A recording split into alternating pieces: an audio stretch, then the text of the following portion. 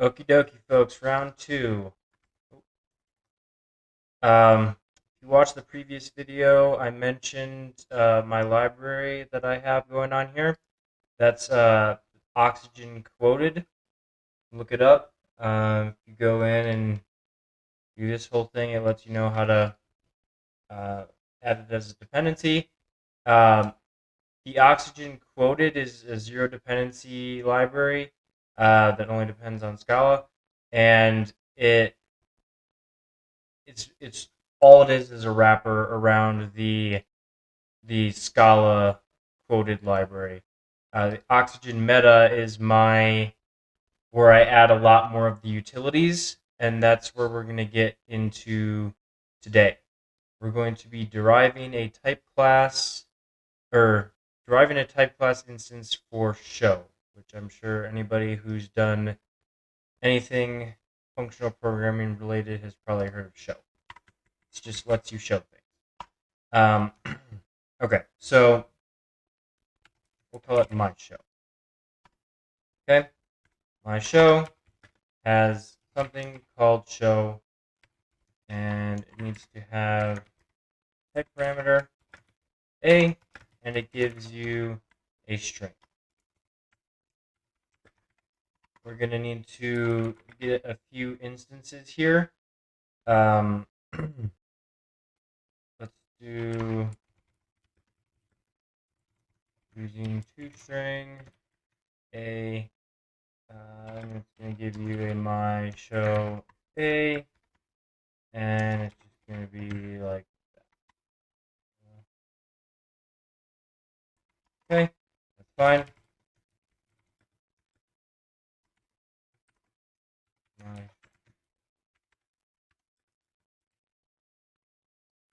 Actually, let's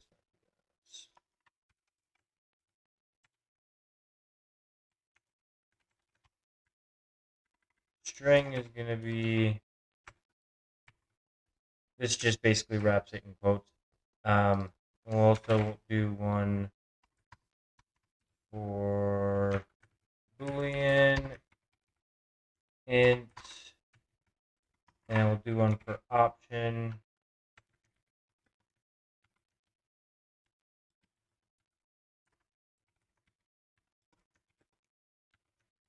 Show option A.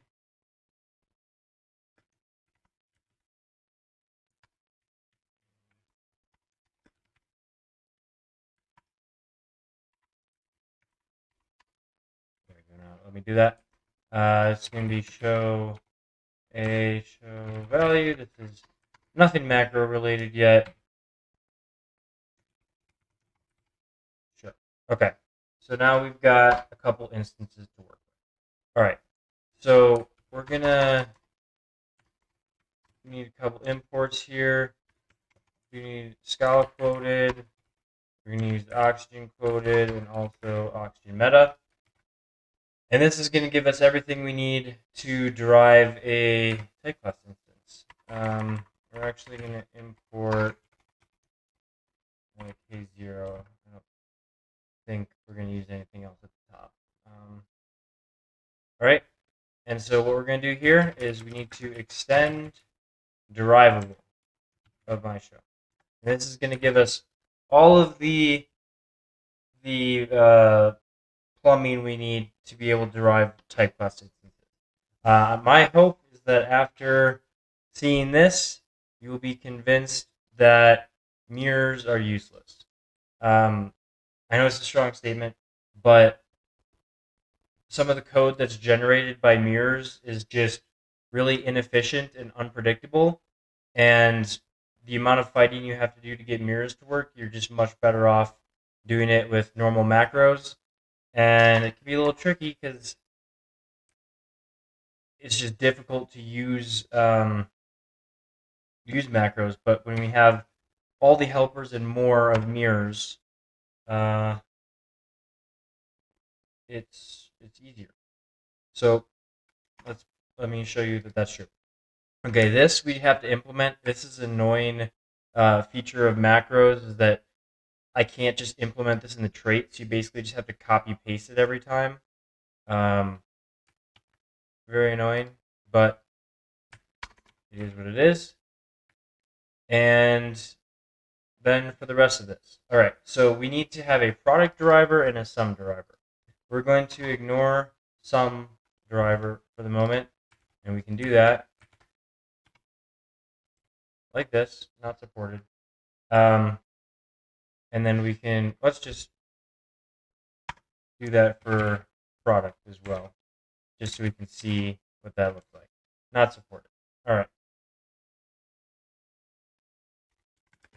And we can ignore that for now. Okay, perfect. So now we can go over here. Person, first, last. Okay, and we'll have it derive my show. Now we're going to get an error. It says that auto derivation of product types is not supported. So what we need to do is we need to implement it. So let's go do that.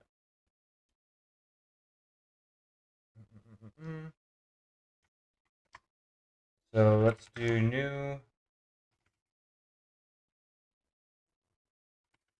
derivable dot product driver. Okay. Oh, that's a lot of extra stuff. My show A there and okay. Cool. Now we got errors because this is not implemented.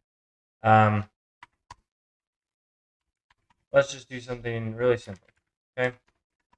We're just going to do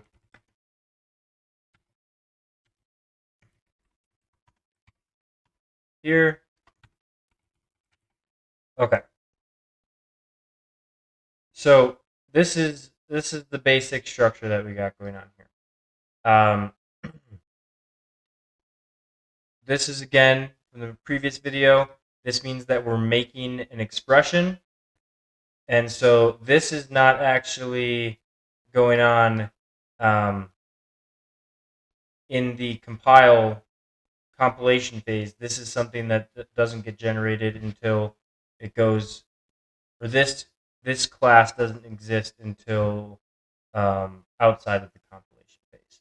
So we can see here there's a nice little utility where I can do at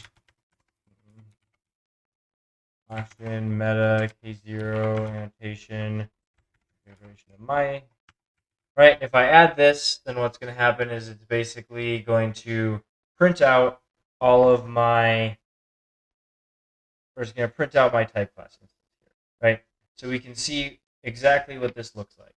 There's a lot of kind of verbosity here of the fact that it's not printing it. It's printing the entire string as opposed to just how you would kind of write it in code normally. But it's basically, you can see what happens here. Like, this says, just make it hello, and that is what this is doing here. Just shows hello. Let's go here and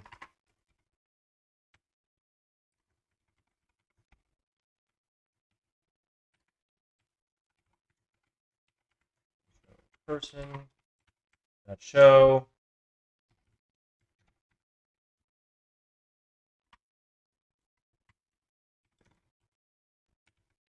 Right, and I can go and I can run this.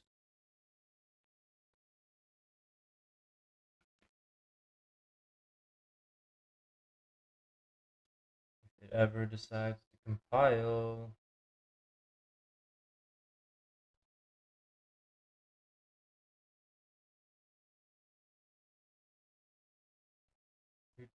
There we go. Okay, you can see it's nothing remotely related to that because that's not what we implemented, and it's only going to do what you tell it to do, right?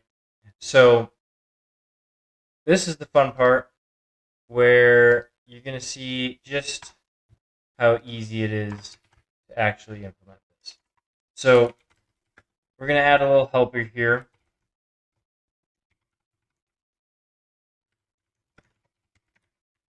That takes this expression and it's going to give us back an expression of string.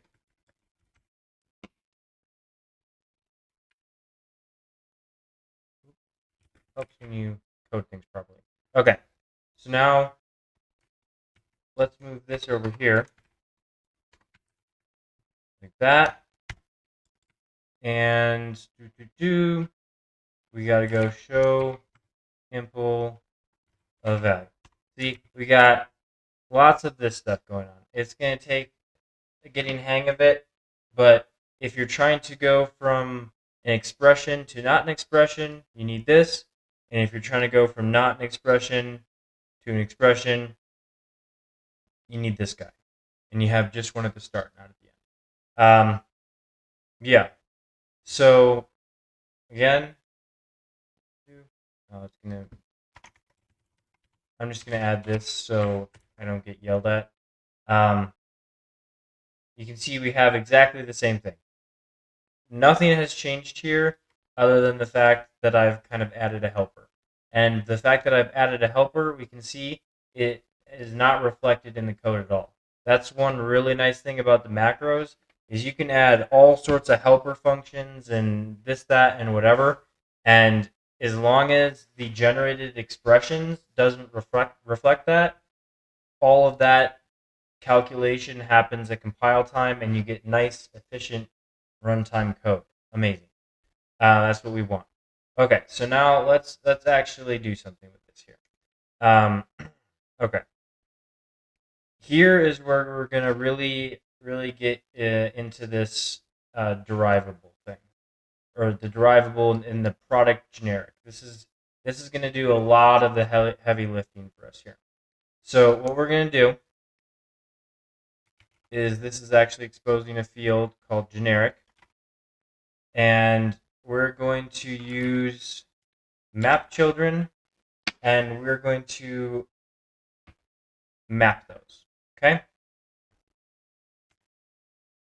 And this syntax is about to get a little unfun, but because we don't know what types are in the field, we have to have this polymorphic function. And so I'm doing that so it doesn't collapse, because the Scala format is really annoying. If I do this, it's going to all put it on one line, which is not what I want. So what we're going to do is we have this type, and what's actually going on here, this is this child function. And so this is actually, if I wanted to give these things names, it's this, except you don't actually need to give them names. It's just, this is, what's this called, a context function. It basically gives you implicits inside of here that you can use. So I have a quotes instance and I have a type for B, because one thing you'll run into a lot is it says you can't generate code because of can't generate code in a macro that doesn't have a type instance for generic parameters. This just basically lets you have that type for this unknown B in whatever kind of field you could have. So I'm going to do this growable is just the type that I have. And what I'm going to do is field dot name. So I have an expression for the field name, and then I'm going to have an expression equals, and then I'm going to have, here's where it gets fun. We're going to do field get expression, and I've just realized that I've not used the right version of this function here. So I could go and derive these type classes myself, but I'm too lazy. And so what I'm going to do is I'm going to use this derivable product deriver with instances for my show, right? And that's going to give me these instances here, which we can see is these expressions of my show A, right? And so what that lets us do is this is a field of this generic type B, right? And so if I do this field.get expression of instances, what this is going to give us back is an expression of my show B.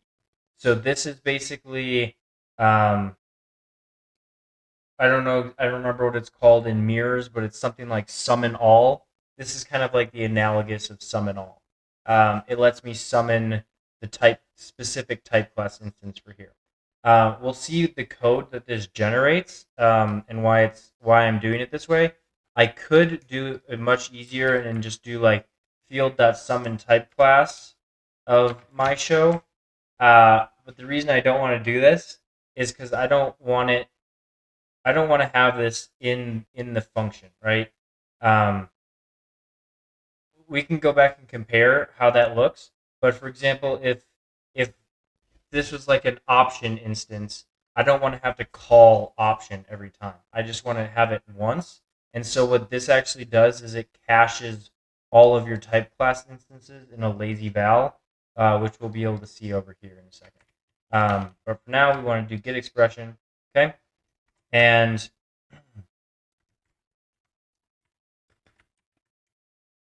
this is where it gets fun. So we're going to, this is now an expression, and at this level, it's no longer an expression. So what I've kind of done here is this is basically the same as if there was no wrapper.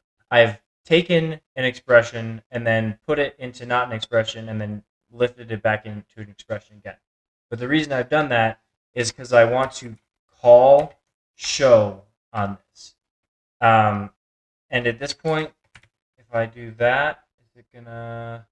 Okay, I'm not returning the correct type, but let's just do that. So this is gonna return us a growable. I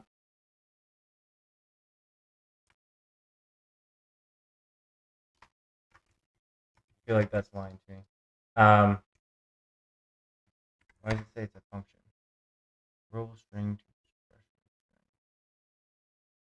Oh, it's originally. We will see what this actually is. I think it's a growable. It should be a growable expression string.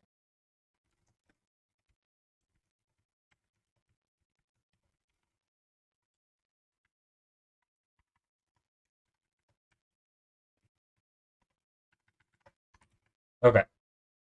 Oh boy. Is that because I'm going to one. So this, instead of throwing an exception in my code, it's just going to return um, a triple question mark in my actual code. So what we can see here is this caching of the lazy val. So we can see that I have this instance first of my show of string, which has called my show given my show string, and the same thing for last. Just for fun, we'll do like that, and then we can do like this. And now we can see right there in the generated code is it gives us this instance age, which is using given my show int, right? All very nice. Once you write the derivation, it doesn't care what code or what your class looks like. It's just going to derive it. Okay, so this is now working. We have the growable expression string. And I'm going to have a temp2 here, which is also a growable expression string. Except I'm going to intersperse it with this. The reason I've done it this way is because I don't want a comma between every one of these elements. I only want it between each field. So then what I can do here is I can do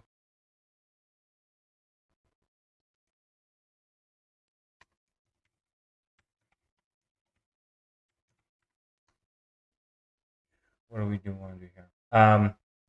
We want to use the name of the class. That's a pretty common thing.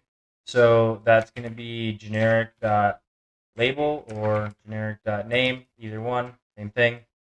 And then we want an expression with that, open the brace, and then we'll have a close brace at the end, and then we will do with this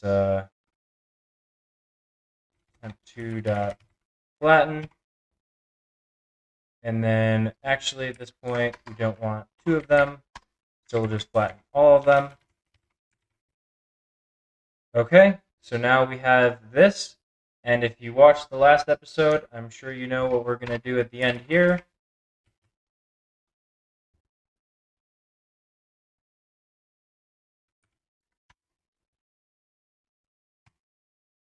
Boom. Okay, and like that, we are pretty much done with at least product types. We can see here exactly what our code generates.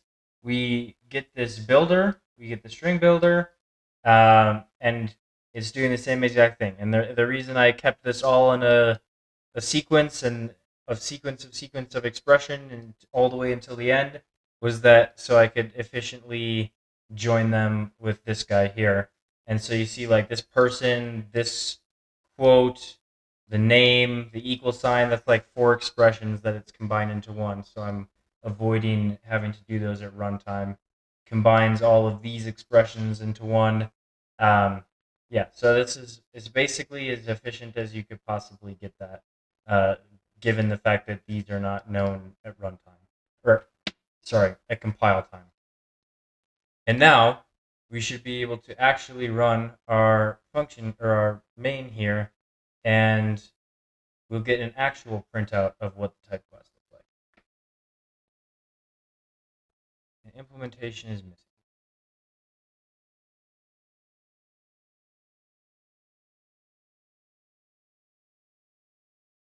Have I done a triple question mark somewhere? Oh, maybe. Oh, that's since it's in the same compilation unit. I think it just didn't. I don't think it recompiled before I pushed the button. Intel. No. Okay.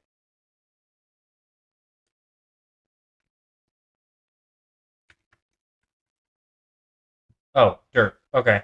Sorry. So now here we have an instance, and when we call show on an A, we need to pass in a value of A. And so again, we have a really easy way to do that.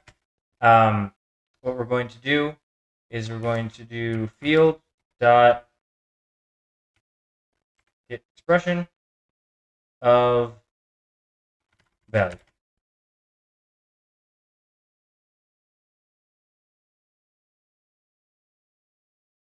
No, my bad.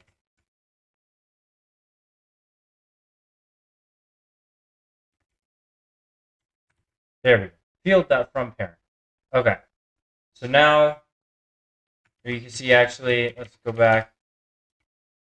What this was generating is, if I was actually paying attention, we can see that it's literally just passing triple question marks in to the show instance.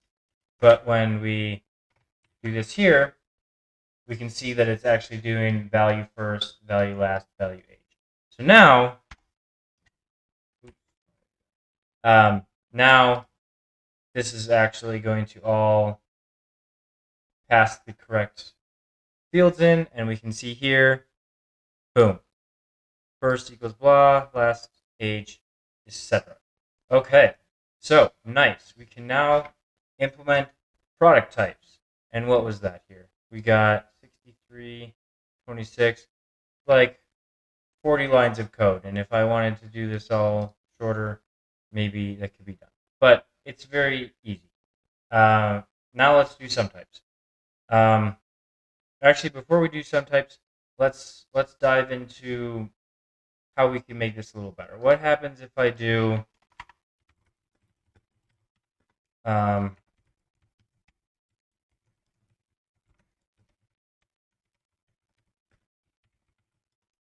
derives my show.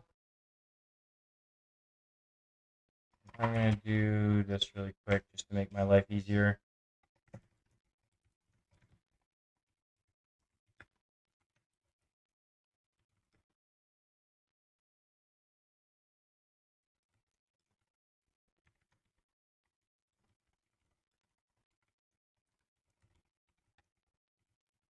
Okay, make our lives a little easier there.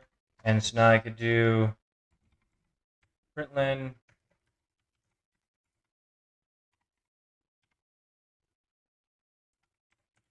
go. And now if I run this,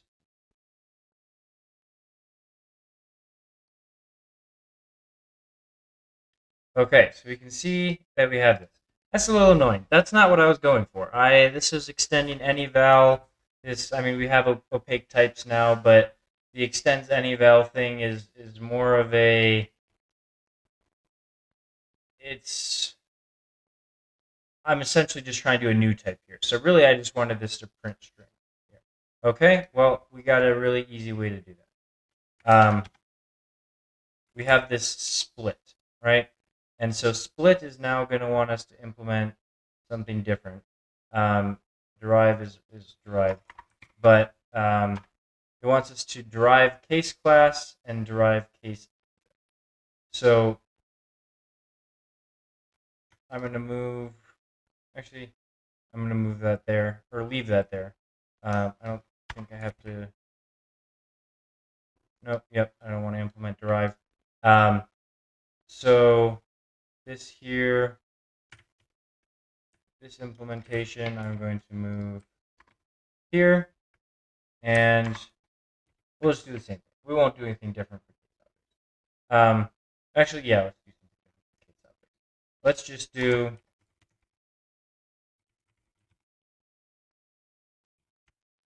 we don't care about any field, so that's literally all we have to do is print the name of the class, right? Here we're doing this again, and then you see if we go back into this guy, we're not going to have anything changed, but I'm just going to run this to illustrate that. We haven't fixed this, but we need to override one more thing that's not. It doesn't ask you to implement this by default. Is we have this derive any val, and so what we can do here is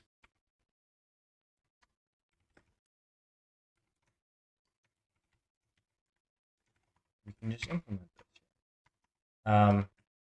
This should be pretty easy. It's going to be, we have this field, which is the only field in an any val.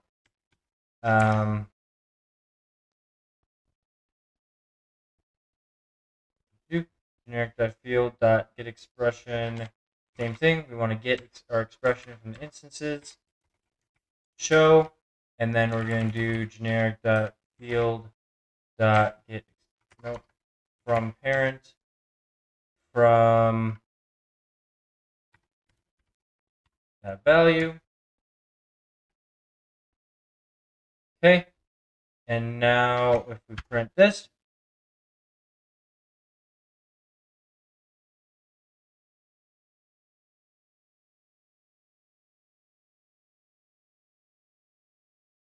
and we got exactly what we're looking for.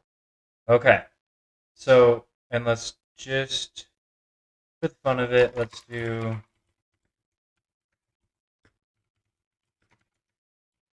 there's my show, and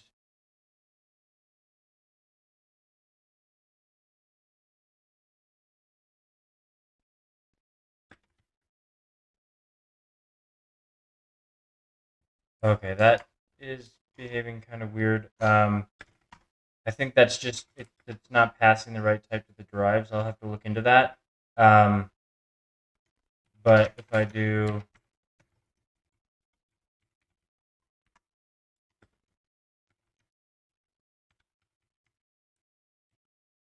okay, yep, so that works. And so now if I do my show,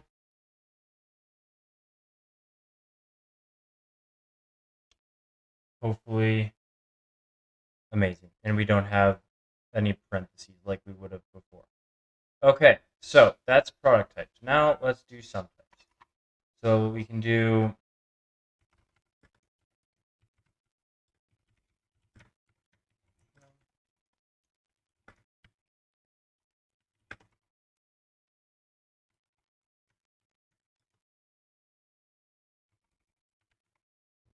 sure. That looks like a good one. Okay, and now we have the same issue as we did before we implemented product types. We need to implement sum types, right?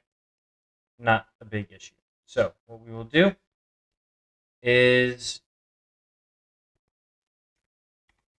same thing as up here. Make our lives easier by just copying this, and we want a sum deriver. We don't want to split here. Okay.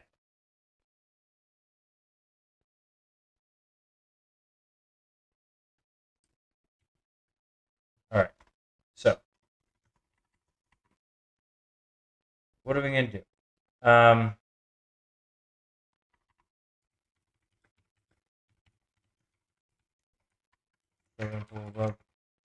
Value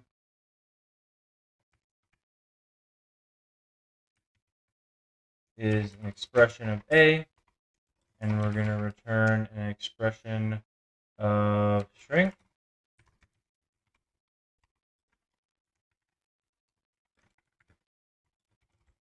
Put that there.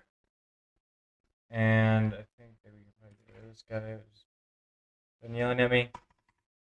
And now we're going to do something similar. We need to have an expression here.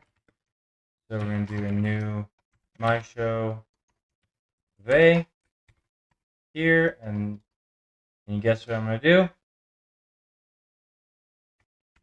Okay, we need this. And like that. And now we're off to the races again. It's really annoying having this really is and value. Okay. No issues. We just got to use the stuff. All right. So here, what I'm going to do is as follows. I'm going to do that, and then I'm also going to do an expression of the generic label here. So I'm just doing this so that we get a prefix of which subtype it is, or what the parent type is. And then what this is going to do is give us some fun. We use a special helper here called kind of like how we had map children for the generic, or for product generic. We also have map children, but less usable for some types. We care more about this matcher, and we're going to match on a single instance.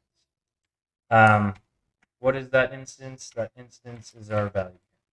So now we need another one of these polymorphic functions. This time we need to say that it's a subtype of A, since these are subtypes. For like A is a subtype of my-enum, B is a subtype of my-enum. All the children of a subtype are obviously a parent of, or a subtype of our parent A here. We have the same exact signature going on here as we did before. And now we have a case, which is a generic case of B. All right. And so what we need to get out of this here is a match builder. And now what I need to remember is how to make a match builder, because I didn't prepare for this. But it's pretty easy. I believe we need a case extractor. And we want, actually, our case gives us a case extractor. We do case.case extractor here, boom, and then with right-hand side. So what this does is it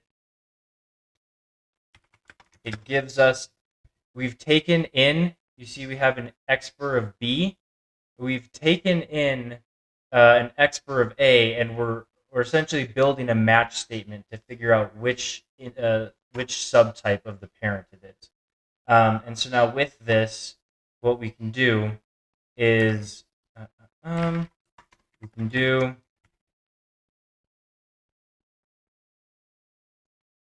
case get expression, same thing, from our instances dot show, and then we just put our subtype in there.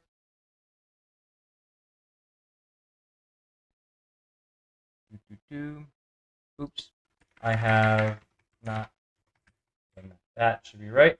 Okay, amazing. And what I'm going to do is I'm going to stop printing that one, and I'm going to print this one instead. And boom, we have our subtypes. So, for example, my enum dot a, my show, let be true.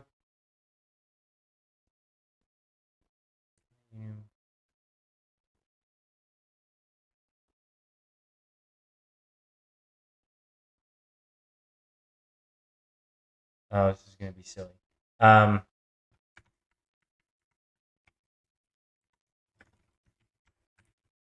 The one time it decides not to widen the enum. Okay, so now we should be able to run this.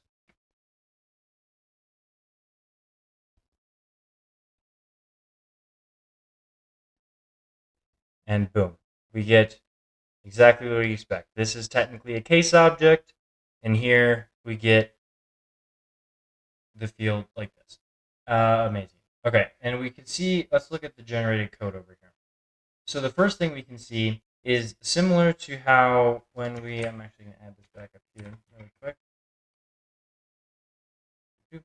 So similar to how when we had our lazy val instance of each field, the way it's summoned here, what we're actually going to get is a lazy val instance of each subtype, of each of which is essentially just going to call our product derive for each of those children.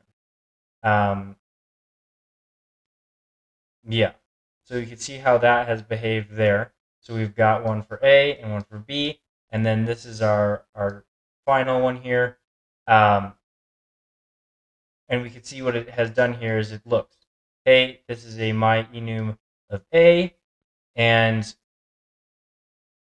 it uses our instance A, which is what we have called here, instance A. It passes that the value that has matched on. Well, it's a case object, so it doesn't actually match it. It just passes the singleton again. And with here, we match type case B like this, and we get our case B.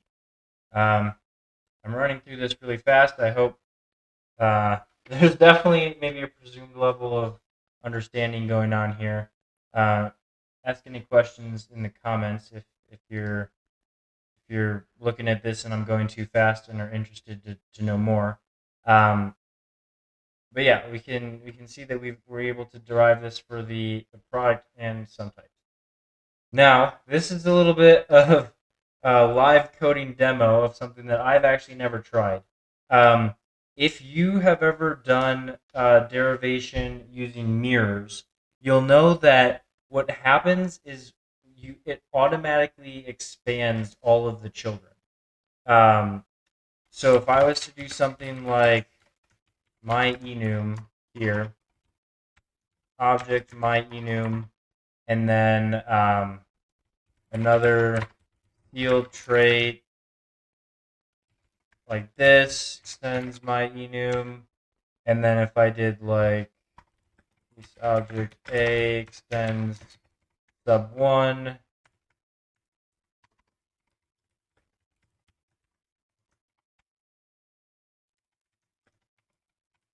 Boolean extends sub 1, if I were to do that and then call this like here and do that like C and D. Um,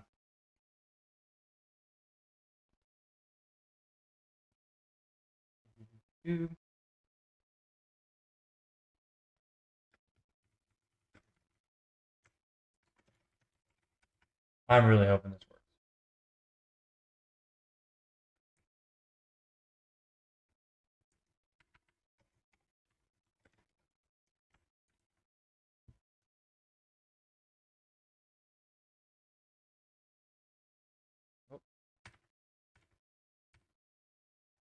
Okay, it compiled, so we'll see what this does. So we have a nested, like a nested sealed trait hierarchy here, and my assumption of what's going to happen is this should print my enum.a.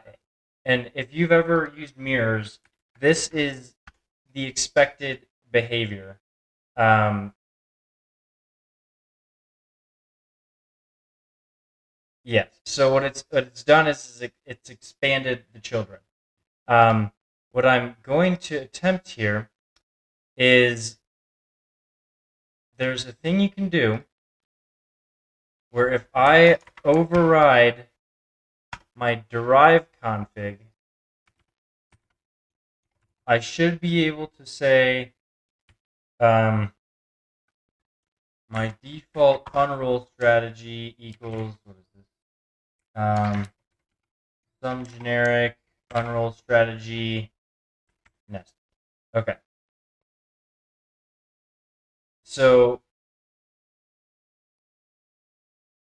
now let's see if this works. I'm going to be so happy. And it did. um, why did that not work? Um,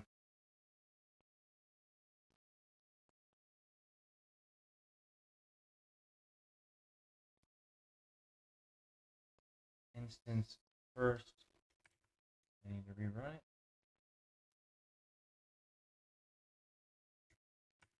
Let's see what this drive.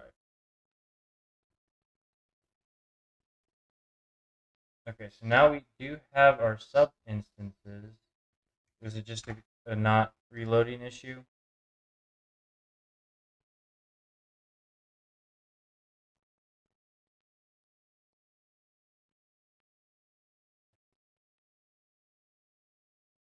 Amazing.